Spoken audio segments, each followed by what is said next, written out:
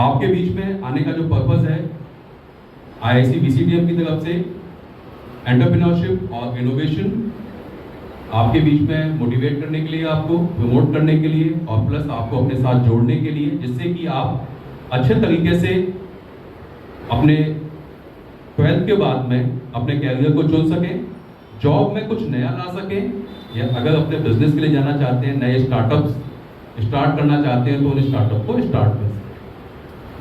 क्योंकि startup start करना easy होता है, लेकिन उसको सर्वाइव कराना बहुत टफ है। और दिक्कत सिर्फ और सिर्फ हमारे प्रोसेस में होती है। उस प्रोसेस में कहीं ना कहीं हमने कुछ कमियां की होती हैं, जिनकी वजह से हमारा स्टार्टअप फेल होता है। कई बार हम प्रॉपर तरीके से मार्केट नहीं चुन पाते, कई बार हम प्रोडक्ट चूज नहीं कर पाते, कई बार जो हमारा एसटीपी है, सेगमेंटेशन, टारगेटिंग एंड पोजिशनिंग, वो प्रॉपर नहीं होती, कई बार फाइनेंशियल स्टेटस क्लियर नहीं होता, फाइनेंशियल पोजीशन क्लियर ना होने की वजह से हम लॉस में जाते हैं, कई बार अपना इंटरेस्ट लूज कर जाते हैं। इंटरेस्ट लूज करना का मतलब है कि जिस समय स्टार्टअप स्टार्ट किया उस समय बड़े जोश में थे, लेकिन स्टार्टअप स्टार्ट करने के बाद में कोई भी स्टार्टअप एक दिन में 2 दिन में खड़ा नहीं हो जाता, एक समय लेता है। तब तक हम अपना इंटरेस्ट कहीं ना कहीं लूज कर जाते हैं। तो इन सब चीजों के लिए सबसे पहले हमें समझना होगा कि एंटरप्रेन्योरशिप क्या है। तो एंटरप्रेन्योरशिप के ऊपर, इनोवेशन के ऊपर एक छोटा सा प्रेजेंटेशन है जो आपके बीच में है। नेक्स्ट,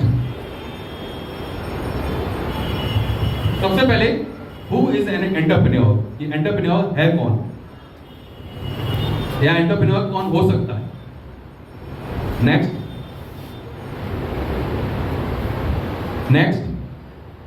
अब 3-4 बार दबा दीजिए उसको।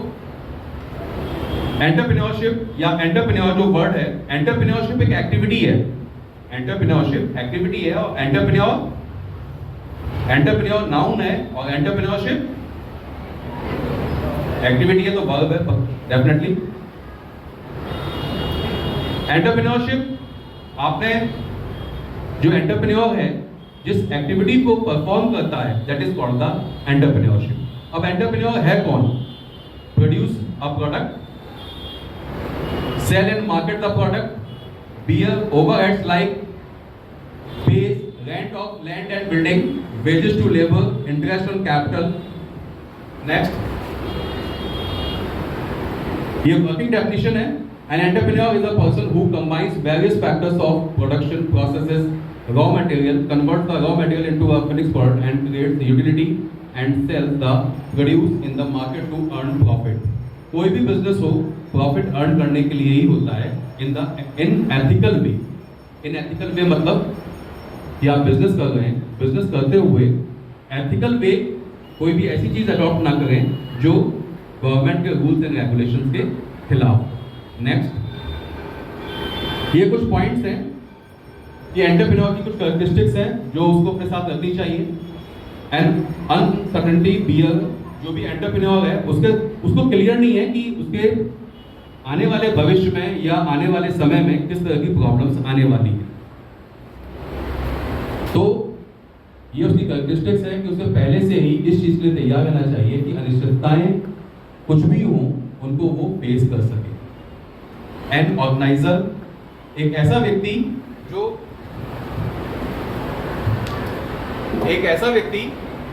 जो सारी चीजों को प्रॉपर तरीके से ऑर्गेनाइज कर सके। ऑर्गेनाइज का मतलब है आपका लेबर, आपका फंड, आपके इंफ्रास्ट्रक्चर, सभी चीजों को प्रॉपर तरीके से एक प्लेटफॉर्म पर लेके आ सके। An organiser. Next one is an innovator. An innovator कुछ भी नया लेकर आए। मैं इन्वेंशन की बात नहीं कर रहा हूँ। इनोवेटर मतलब इनोवेशन। इनोवेशन आपके प्रोडक्ट में भी हो सकता है, पैकेजिंग में भी हो सकता है, आपके प्रोसेस में भी हो सकता है, नया मार्केट प्लेस ढूंढा आपने उसमें भी हो सकता है।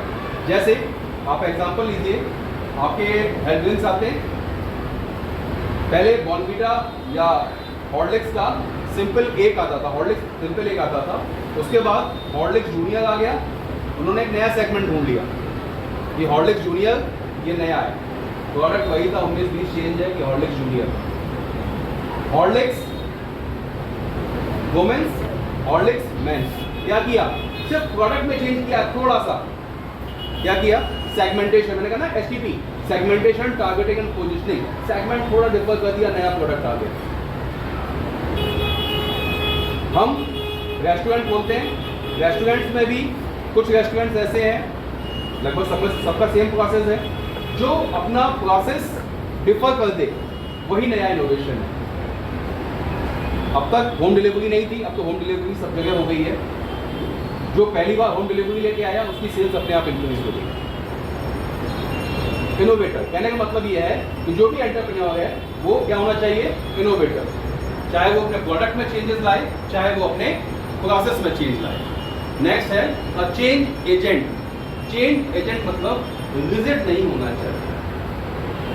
चेंज एजेंट कि जो भी चीजें चल रही हैं, क्योंकि कोई भी चीज इस दुनिया में परमानेंट नहीं है, आपके टेस्ट भी चेंज हो जाते हैं समय के साथ। तो चेंज एजेंट कि जो भी आपका प्रोडक्ट है, आपका जो भी आप सर्विस लेके आए हैं, उसमें रिजिड नहीं होना चाहिए। जैसा कस्टमर को चाहिए उसके लिए वो तैयार रहे। इसे कहते हैं टेलर मेड। टेलर मेड का मतलब जैसी रिक्वायरमेंट है उसको वैसे दिया जा सके। जैसे आप आज की डेट में बाइजू, अब तो बाइजू पे नुकसान में चला गया। बाइजू है, फिजिक्स वाला है, ये कोचिंग्स हैं। पहले क्या था? पढ़ाई का सिस्टम सिर्फ और सिर्फ कॉलेजेस, फिर ट्यूशन चालू हुए, फिर कोचिंग चालू हो गई। आज की डेट में फिजिक्स वाला है, ये इसने कैसे कमाया, क्या प्रोसेस है इसका? अपने वीडियोस शूट करता है और मार्केट में फ्लोट कर देता है, यूट्यूब पर अवेलेबल है। जो इसका सब्सक्रिप्शन है उस पर क्या है? आप लाइव चैट कर सकते हो, इससे कितना अंतर है। अदरवाइज यूट्यूब पे आपको अवेलेबल है, ठीक है। फ्री में क्यों दे रहा है? फ्री में इसलिए दे रहा है कि उसे मार्केटिंग नहीं करनी, उसका जो वीडियो है अपने आप मार्केटिंग कर रहा है। और लेक्चर में कुछ ना कुछ ऐसा छोड़ देगा वो कि जो आपको चैट में ही क्लियर होगा। Change agent. Next creator of new system और एंड रिस्क टेकर, कि जो भी है आप रिस्क लेने के लिए तैयार हैं। रिस्क लेने का मतलब ये नहीं है कि आप लोग के मुंह के सामने खड़े हो जाएंगे। रिस्क लेने का मतलब ये है कि कैलकुलेटेड रिस्क। कैलकुलेटेड रिस्क का मतलब है अगर ये काम ऑप्शन चूज करते हैं तो इसके कॉन्सिक्वेंसेस ये होंगे, ये ऑप्शन चूज करते हैं तो इसके कॉन्सिक्वेंसेस ये होंगे।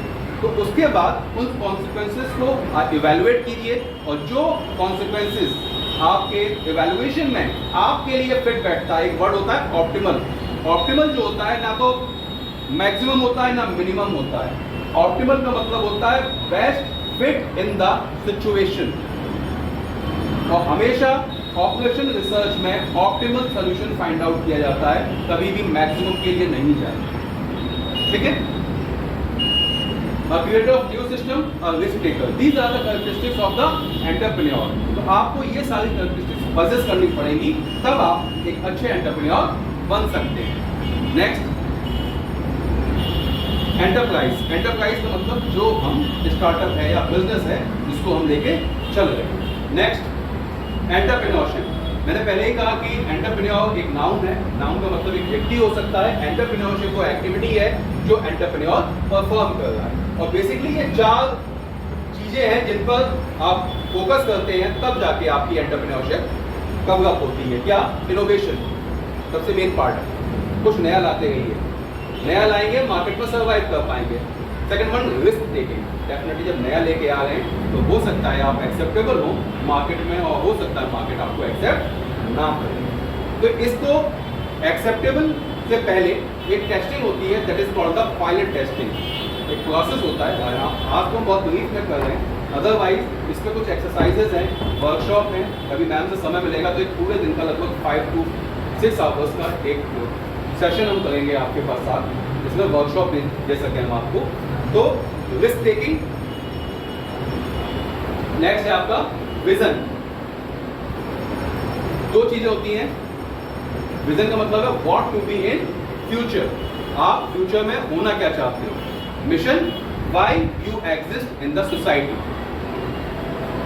आप बिजनेस कहां करेंगे, सोसाइटी में। सोसाइटी को आप क्या देते हैं, प्रोडक्ट, उसके अगेंस्ट क्या मिलता है, पैसा।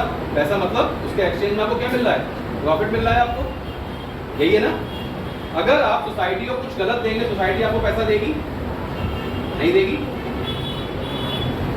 तो सोसाइटी को जब आप कुछ बेटर देंगे तब सोसाइटी आपको एक्सेप्ट भी करेगी, और सोसाइटी को लगता है कि हाँ आपका सर्वाइवल उनके सर्वाइवल से जुड़ा है, तो आप मार्केट में प्रॉपर तरीके से वर्कआउट कर पाएंगे। क्लियर। नेक्स्ट है आपका ऑर्गेनाइजिंग स्किल।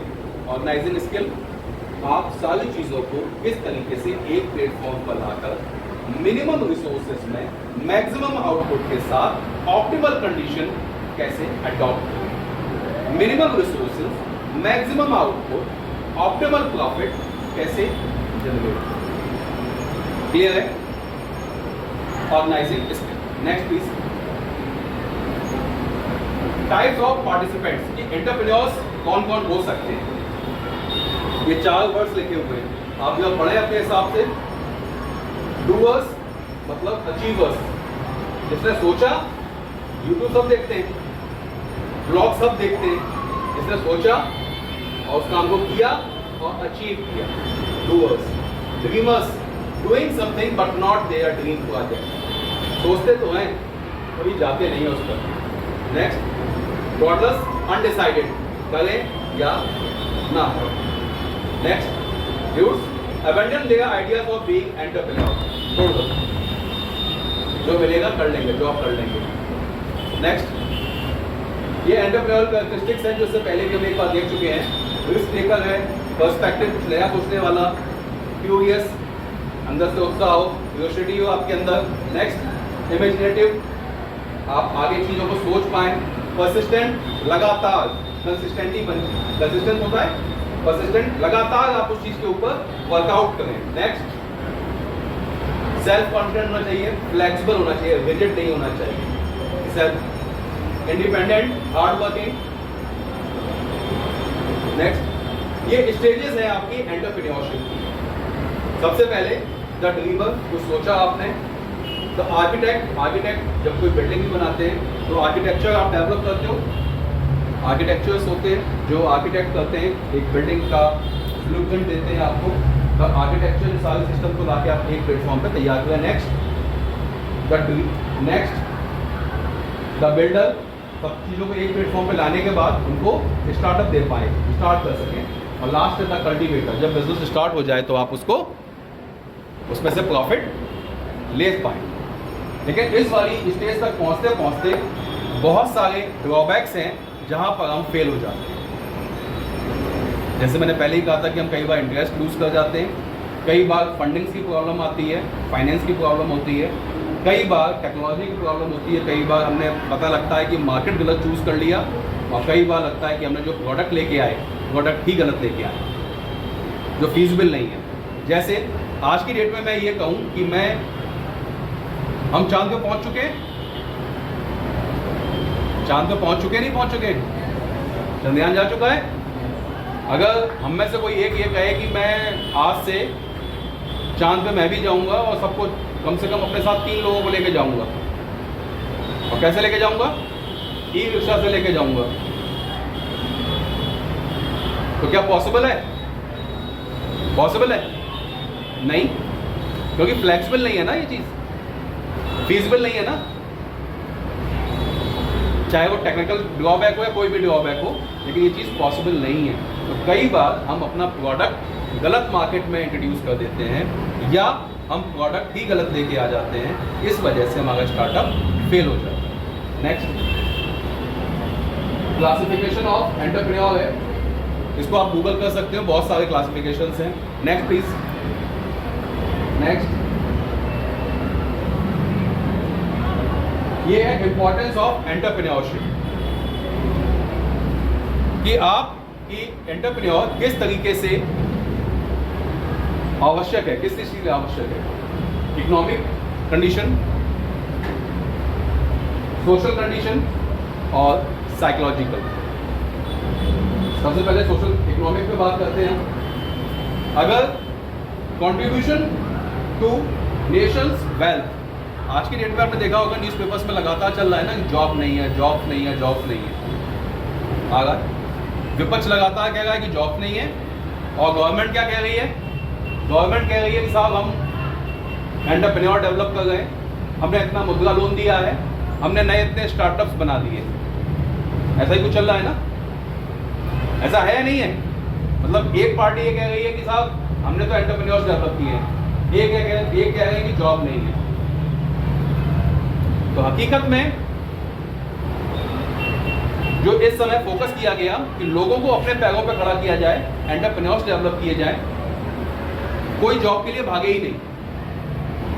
और जो नया स्टार्टअप स्टार्ट करने में सक्षम नहीं है, वो जिन्होंने नए स्टार्टअप स्टार्ट किए हैं उनके साथ में वो एसोसिएट हो सके।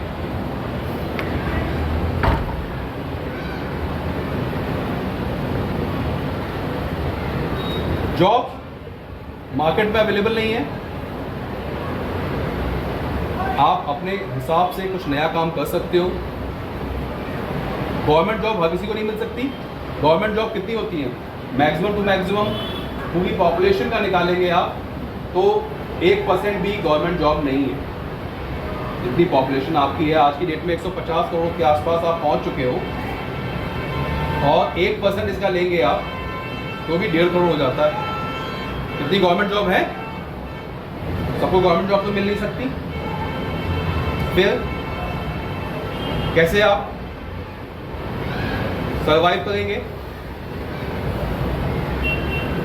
और हर आदमी नया बिजनेस करने के लिए भी सक्षम नहीं है। तो जो लोग सक्षम हैं, इस डायरेक्शन में सोच सकते हैं, स्टार्टअप को सर्वाइव करा सकते हैं, वो स्टार्टअप ओपन करेंगे। इसके साथ क्योंकि कोई भी स्टार्टअप कम से कम 10 जॉब लेके आता है, आप वहाँ आपको जॉब क्रिएट होंगी। जब जॉब क्रिएट होंगी तो आपको सैलरी मिल रही है और नेशन की इकोनॉमी ग्रोथ कर रही है। तो जो पहला वर्ड है contribution to national wealth. Per capita income सुना है वर्ड आपने? पर कैपिटा इनकम क्या होता है? प्रति व्यक्ति आय, यही तो है per capita income. Contribution to national wealth, जब आप एंटरप्रेन्योर्स मार्केट में डेवलप होंगे तो डेफिनेटली आपकी वेल्थ बढ़ रही है। दूसरा पॉइंट है क्रिएट जॉब अपॉर्चुनिटीज, मैंने पहले पॉइंट क्लियर किया। Next invention, innovation, technology development. जब नई टेक्नोलॉजी कंटिन्यूसली आप इनोवेशन पे वर्कआउट कर रहे हैं तो न्यू टेक्नोलॉजी मार्केट में आपको डेवलप होगी। सोशल बेनिफिट क्या है एंटरप्रेन्योर से? सोशल बेनिफिट ये है, आपने अक्सर देखा होगा कि आपके यहाँ बिहार से जितना यूथ है वो दिल्ली, यूपी, हरियाणा, पंजाब काम करने जाता है। बिहार में या तो बड़े बुजुर्ग लोग मिलेंगे या महिलाएं मिलेंगी, वहाँ का जितना यूथ है वो काम करने के लिए बाहर आ जाता है। ये इस चीज़ से नुकसान क्या है? इस चीज़ से नुकसान ये है कि कहीं ना कहीं एक डिस्पैरिटी फैली, असमानता फैल रही है,